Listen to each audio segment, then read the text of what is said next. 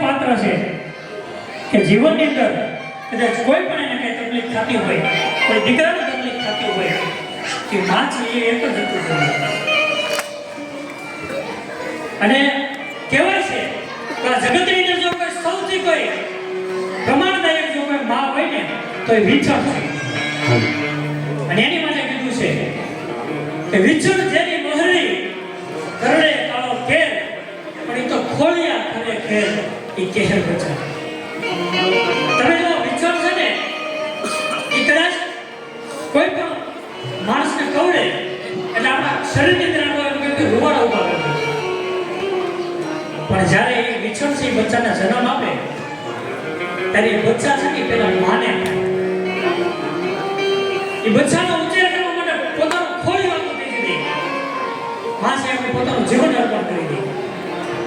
પણ એ માં આ જગતની અંદર કદાચ કહી શકાય કે ભગવાનને પૂજવાથી કદાચ મા બાપ ન મળે. ભગવાનને આપણે પૂજીએ તો કદાચ મા બાપ ન મળે, પણ મા બાપને આપણે પૂજીએ ને ભગવાન શું કરવાના છે. ને ખૂબ સરસ મજાનો પ્રસંગ અમારા હર્ષભાઈ લખાણે એક કહે છે. એ આજનો સમય તો આપણે બહુ મેડિકલમાં આગળ વધી ગયા. આપણને અત્યારે એક રોગ પ્રતિભા જેટલા રોગના નામ બોલે એક રોગના આપણી પાસે સમાધાન છે. પણ આજથી 100 વર્ષ પહેલાની વાત કદાચ કે જ્યારે નગદપીઠનો રોગ થતો ને તો એને બધાએ દરિયામાં નાખી દેતા. પોતાનું ગમે એટલું અંગત સ્વજન હોય દરિયાની અંદર નાખી દે એમ વિચારીને કે મારે સેવા ન કરવી પડે. અને એમાં એક વ્યક્તિની માને હૃદયપીઠનો રોગ લાગુ પડ્યો. એ વ્યક્તિ ખૂબ સેવા કરે. ગામ લોકો એમ કહે કે તારી માન નાખે ને નથી હાજા થવાના તારા માં, હું જરૂર છે હવે ગામમાં એની આમે ઉંમર થઈ ગઈ છે, જા દરિયે નાખી આવી. તો એકનો બે નો થાય એમ કે નહીં, મારી માની જ્યાં સુધી મારા ખોળિયામાં પ્રાણ છે ને ત્યાં સુધી સેવા કરે, ભલે મને રોગ લાગી જાય. એ માને ખૂબ સેવા કરે. અને ગામવાળાનો જ્યારે વિરોધ વધતો ગયો ત્યારે માએ એમ કીધું કે બેટા મારી તો જિંદગી પૂરી થઈ ગઈ છે, તારી બાકી છે, હાલ મને દરિયામાં નાખી જા, મને દરિયામાં નાખી જા એટલે ગામવાળા ભેગો તું ભળી શકે, નકર તો એકદમ તર છોડી દેશે. અને માને ખંભે લઈ ઘણી વાટાઘાટ આલી, પણ માની વાત છેલ્લે માનવી પડી. માને ખંભે લઈ અને દરિયાને કાંઠે પહોંચી વ્યક્તિ ખૂબ હૃદયમાં કરુણતા ભરેલી કે આજ મારી માનો છેલ્લો દિવસ, મારા આજ હાથે મારી જનતાને મારે નાખી દેવાની છે. એ દરિયાની અંદર માને જ્યાં નાખવા જાય ત્યારે મા એની દીકરાની સામું જોઈને છેલ્લા શબ્દો એટલા કહે છે, બેટા તો કોઈ દી અડદ ન ખાતો. કે માં કેમ તું એવું કહે છો? કે બેટા તું કોઈ દી અડદ ન ખાતો, જ્યારે તું નાનો હતો ને ત્યારે તને કોઈ ધૂળમાં અડદ ખવડાવી દે ને તો તું માંદો પડી જતો, તે દિવસથી તને અડદ પચતા નથી, તું અડદ ખાતો નહીં નહીંતર માંદો પડી જઈશ. ઢગલો થઈ ગયો અને હૃદયની અંદર નિર્ણય કર્યો કે કદાચ ગામ મને ને મારી માને બેયને તરછોડી દે, આજ પછી મને ગામના કોઈ માણસો બોલાવે નહીં, તો આ માં છે ને એને જ્યાં સુધી મરાય ને ત્યાં સુધી સાચી માં પાત્ર જ એવું છે જે આપણને ક્યારેય પણ લાગણી ઓછી ન પડવા દે. ક્યારેય પણ તમને સંકટ સમયમાં હોકારો પડકારો દે ને એ માં. માના ખોળાની માલિકા ખાલી 5 મિનિટ માથું નાખીને હોઈ જાવ ને તો કદાચ દુનિયાના બધાય થાક તમને એમ બે લાઈન યાદ આવે હર્ષભાઈ મા માટે કે આપણે જ્યારે નાના હોય ને કે આપણે માં સોડાવતી હોય ને શું લાઈન છે? તો હું સુતો પારણે પુત્રનાનો રડું છે તો રાખતું કોણ છાનું, મને દુખી કોણ થાતું, મહાહેતવાળી દયાળી જમાનું,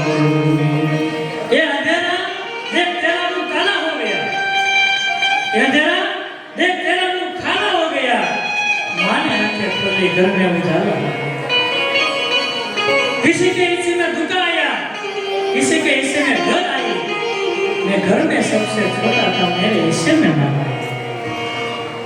આપણે બધાય ક્યારેક રોટલી બળી જાય ને એટલે માને આપણે ઠપકો દેતા હોય, રોટલી બળી ગઈ, આ બનાવી, કેમ બનાવી, ઘણા બધા ઘણું બધું કહેતું હોય, પણ એની માટે એક લાઈન कि माँ की जली हुई रोटियों पर बहुत शोर मचाया तुमने, माँ की जली हुई रोटियों पर बहुत शोर मचाया तुमने।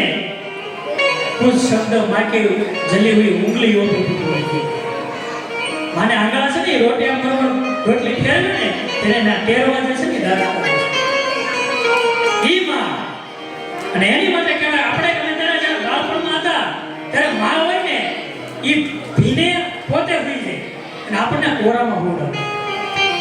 આ બધાય બેઠા છે અને બધાને ખ્યાલ હશે કે માએ છે એ ઘણું બધું કેસી દીધું છે, ઘણું બધું દુઃખ વેચ્યું છે. અને માં માટે કહેવાય સુકામાં સુવાડી પીને પોડી પોતે પીડા પામી પડે તજે સ્વાદરૂપે મને સુખ માટે પટુ કોણ થાતું મહાહેતવારી દયાળી પ્રદીપભાઈ ખૂબ સરસ શાયરી છે કે માવડીના પ્રેમની કોઈ સરહદ નથી હોતી, ત્યાં કરેલ દરખાસ્ત કદી રદ નથી હોતી.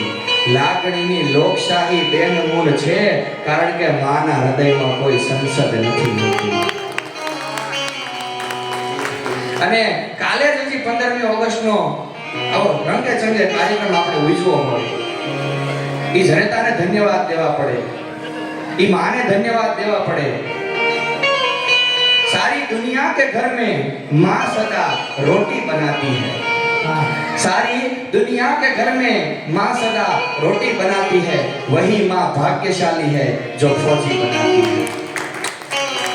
આજે મને કહેવા દો કે સિયાચીન, રાજસ્થાન, કચ્છ અને કાશ્મીરની આ કડકડતી ઠંડી અને તપલી નાખી એવી ગરમીની અંદર એક સૈનિક જાગે છે ને એટલે મુંબઈ મહારાષ્ટ્રમાં તબલું વાગે છે સાહેબ.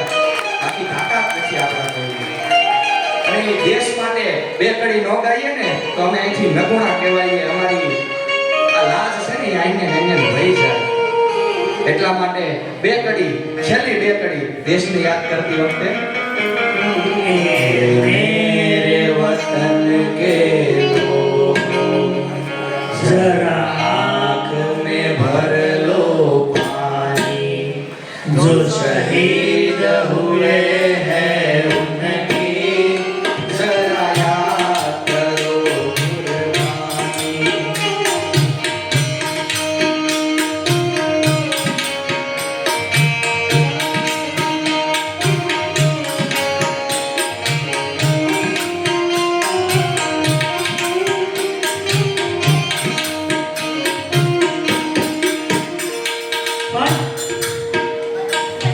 તમે બધા અમારી સાથે ગાઓ તો અમને મજા આવશે. બીજું ખૂબ સરસ મજાનું દેશભક્તિ ગીત, મેરા કર્મા તું મેરા કર્મા તું तेरा सब कुछ मेरा सब कुछ,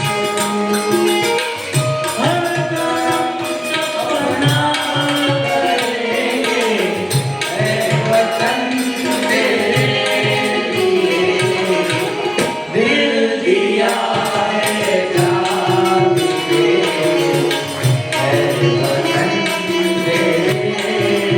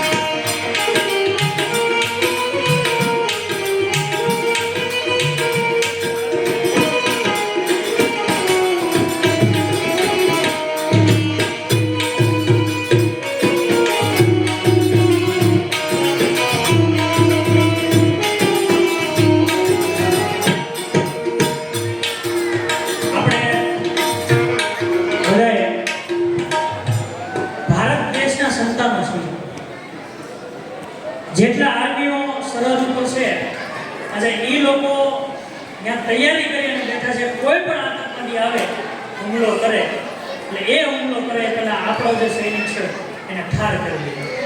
અને ત્યારે આપણે બધા આવો સરસ આનંદ કરી રહ્યા છીએ. આજે એકવાર એમની માટે એકવાર જોરદાર તાળીઓથી વધાવો તમામ સૈનિકો માટે. અને હવે ટાઈમ થઈ ગયો છે, આપણે કૃષ્ણનો જન્મોત્સવ ઉજવવાનો છે અને એક્ઝેક્ટ 12:30 થઈ ગયા છે એટલે 10-15 મિનિટ તમને આપીએ છીએ. તો જે કંઈ પણ તૈયારી કરવાની હોય, જે કંઈ પણ હોય એટલે જ આપણે ભેરવી લઈ લીધી, જેથી તમારી કંઈ તૈયારી કરવાની હોય તો તમે કરી શકો. પણ તમે બધા અમને શાંતિથી સાંભળ્યો, તમે બધા ખૂબ આનંદ લીધો. અમને પણ તમારામાં આજ મજા આવી, તમારી મહેમાનગતિ અમે જોઈ. ખૂબ સરસ મજાના સમાજ સેવકો બેઠા છે, સમાજ અગ્રણીઓ બેઠા છે. આજનું જે આયોજન કર્યું છે એ તમામ લોકોને લાખ લાખ વંદન. અને અમને સ્ટેજ ઉપર પાડ્યું, નવા કલાકારોને આગળ જાય એ રીતે પ્રોત્સાહન આપવા બદલ તમારો બધાનો ખૂબ ખૂબ આભાર. એકવાર જયકારા સાથે આપણે આપણા પ્રોગ્રામને વિરામ આપીશું.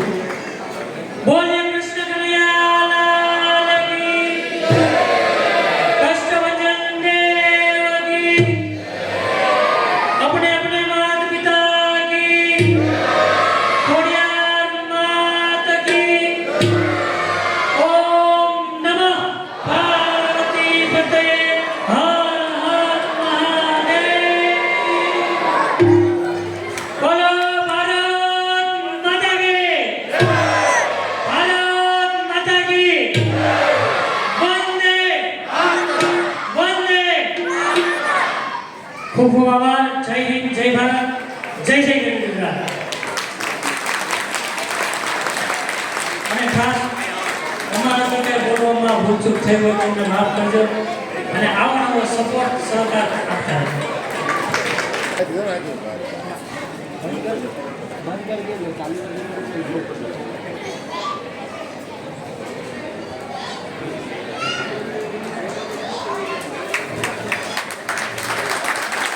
Thank you very much. તમે અમને બહુ જ હાસ્યથી ભરપૂર મોજ કરાવી એ બદલ પ્રદીપભાઈનો આભાર.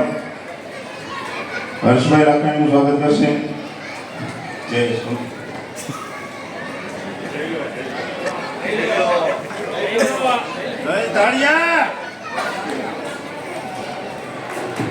એકવાર જોરદાર તાળીઓથી વધાવો. ખૂબ મહેનત કરી છે અને ખૂબ આનંદ કરાવી, એને પણ આનંદ ખૂબ કર્યો એટલે અમને કંઈક મજા આવી છે.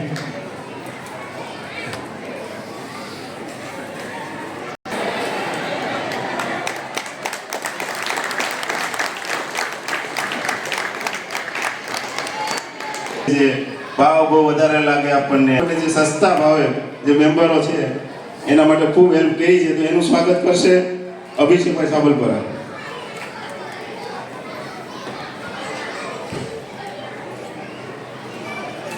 Ah, veo, usted veo.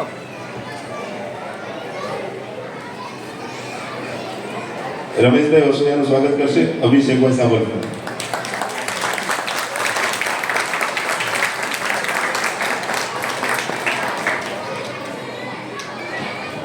હવે નેક્સ્ટ, એટલે અમે કરી બતા